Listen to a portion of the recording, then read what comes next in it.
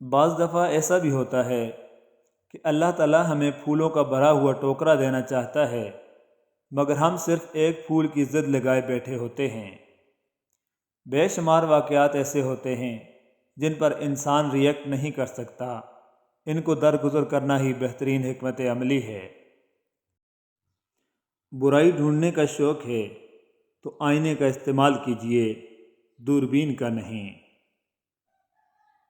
اگر دونوں میں سے کسی ایک کے دل میں بھی کھوٹ ہو تو بے شک کعبے سے لپٹ کر مانگو یا تہجد کے سجدوں میں، محبت نہیں مل سکتی۔ حضرت علی رضی اللہ تعالیٰ عنہ کا فرمان علی شان ہے، اگر فتح حاصل کرنا چاہتے ہو تو اپنی آواز میں نرم لہجہ پیدا کرو، اس کا اثر تلوار سے بھی زیادہ ہے۔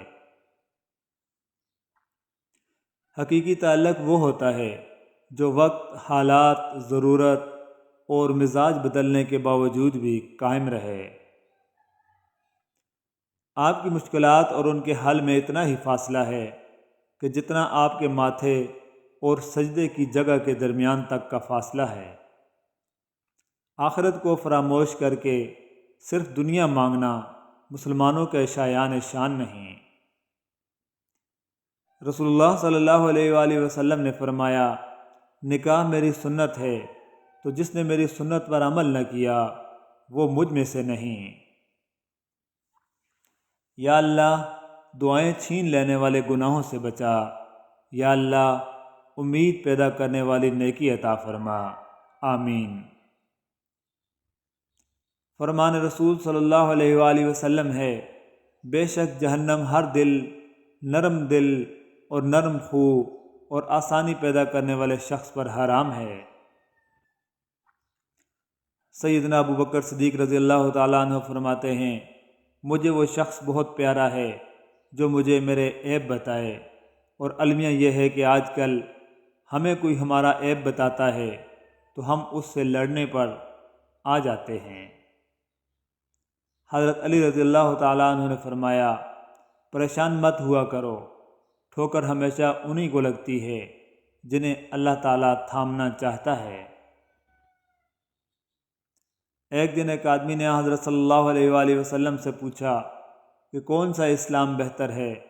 فرمایا، یہ کہ تم کھانا کھلاؤ جس کو پہچانتے ہو اور جس کو نہیں پہچانتے، الغرض سب کو سلام کرو۔ ہر وہ دل جس میں خوف خدا نہیں ہے ویرانہ ہے۔ رسول اللہ صلی اللہ علیہ وآلہ وسلم نے فرمایا، اس شخص کی مثال جو اپنے رب کو یاد کرتا ہے اور اس کی مثال جو اپنے رب کو یاد نہیں کرتا، زندہ اور مردہ کی سی ہے۔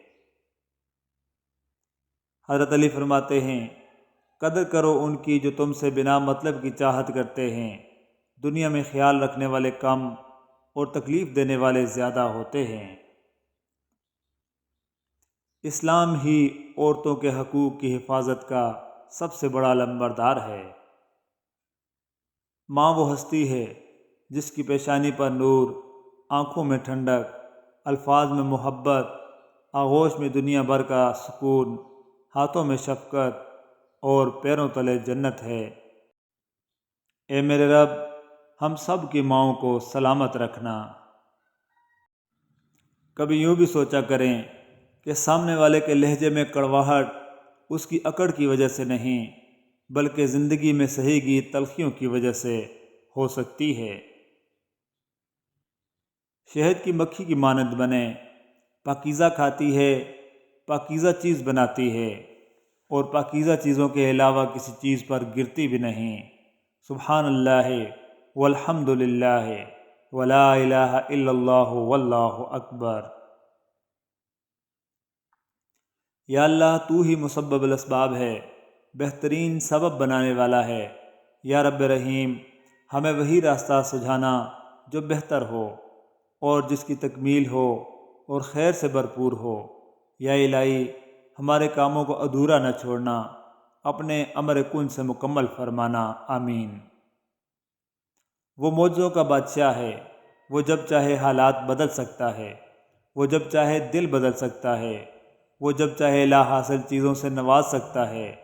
تو جس کی ذات لامحدود ہے اس سے محدود دعائیں کیسی؟ وہ دل سے نکلی ہر آس ہر امید پوری کرنے پر قادر ہے۔ بے شک اجنبیوں کو ہماری ذات اور کہانیوں میں کوئی دلچسپی نہیں ہوتی، وہ صرف اتنی دیر متوجہ ہوتے ہیں جتنا ان کی مصروفیت کے درمیان فارغ وقت ہوتا ہے۔ جن لوگوں کو دنیا والے ٹھکرا دیتے ہیں انہیں عرش والا تھام لیتا ہے، پھر ان کے اندر لوگوں کی چاہت نہیں رہتی، ان کے لیے اللہ تعالیٰ ہی کافی ہوتا ہے، اور ایسے لوگوں کے دل نرم ہوتے ہیں، ان کے نرم دل کی وجہ اللہ پاک کی محبت ہوتی ہے۔ حضرت علی فرماتے ہیں خدا کسی بندے کو عزت عطا فرماتا ہے تو اسے اپنی عبادت میں مشغول فرما دیتا ہے۔ اللہ سے واقعی محبت ہو جائے تو لوگوں کے عیب تو کیا لوگ ہی نظر آنا بند ہو جاتے ہیں۔ اللہم انی اسألک حبک، اے اللہ بے شک میں تجھ سے محبت کا سوال کرتا ہوں۔ اللہ رحم فرمائیں، بہت زیادہ رحم فرمائیں آپ پر، مجھ پر، ہمارے پیاروں پر، ہم سب کے حالوں پر، ہماری زندگیوں پر، آمین۔ دعا مانگنے کے آداب: اخلاص نیت اور پوری توجہ کے ساتھ دعا کرنا، اللہ تعالیٰ کی حمد و ثنا سے آغاز کرنا، دعا کی ابتدا اور اختتام پر درود شریف پڑھنا، قبولیت کا یقین کے ساتھ دعا کرنا، اللہ تعالیٰ کے علاوہ کسی اور سے نہ مانگنا، پہلے اپنے لیے اور پھر دوسروں کے لیے دعا کرنا، اللہ تعالیٰ سے گناہوں کی بخشش طلب کرنا اور نعمتوں پر اللہ رب العزت کا شکر ادا کرنا۔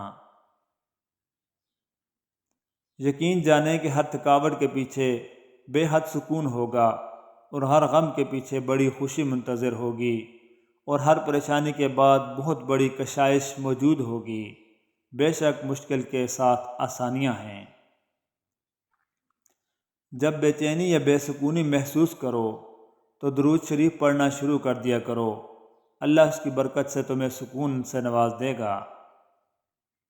انسان ایک بات بھول جاتا ہے کہ رازق اوپر بیٹھا ہے، ملنا اتنا ہی ہے جتنا نصیب ہو، نصیب سے کم اور زیادہ ملنا ممکن ہی نہیں۔ انسان سمجھ لیتا ہے کہ اپنی جان ہلکان کر دے گا تب رزق آئے گا، مگر یہ بھول جاتا ہے کہ وہ سمندر کے اندر تیرتی 1 انچ جتنی مچھلی کے لیے بھی رزق بیچتا ہے، تو انسان جو کہ اشرف المخلوقات ہے اسے وہ کیسے بھول سکتا ہے۔ گناہوں کی عادت چھڑا میرے مولا، مجھے نیک انسان بنا میرے مولا، جو تجھ کو اور تیرے نبی کو پسند ہے، مجھے ایسا بندہ بنا میرے مولا، آمین۔ ہم چاہتے ہیں جو برا کرے یا جو برا ہو اس کے ساتھ اس سے بھی زیادہ برا ہو، بس ایک سی خواہش کی وجہ سے ہم اس برے انسان سے بھی زیادہ برے بن جاتے ہیں۔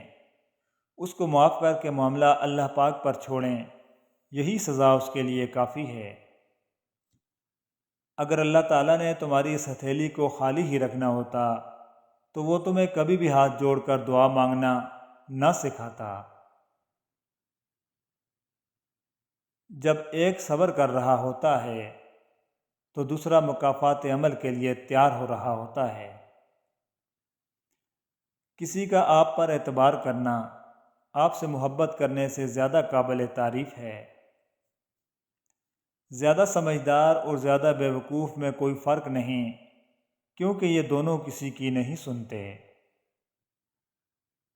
درخت اپنا پھل خود نہیں کھاتے، دریا اپنا پانی خود نہیں پیتے۔ پتہ ہے کیوں؟ کیونکہ دوسروں کے لیے جینا ہی اصل زندگی ہے۔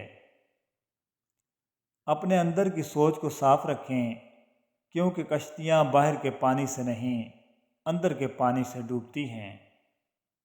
زندگی میں مشکل ترین وقت آپ کے ظرف کا امتحان ہے جب لوگ اپنی اوقات دکھاتے ہیں۔ بس ایک اللہ راضی رہے، دنیا کا معیار تو بدلتا رہتا ہے۔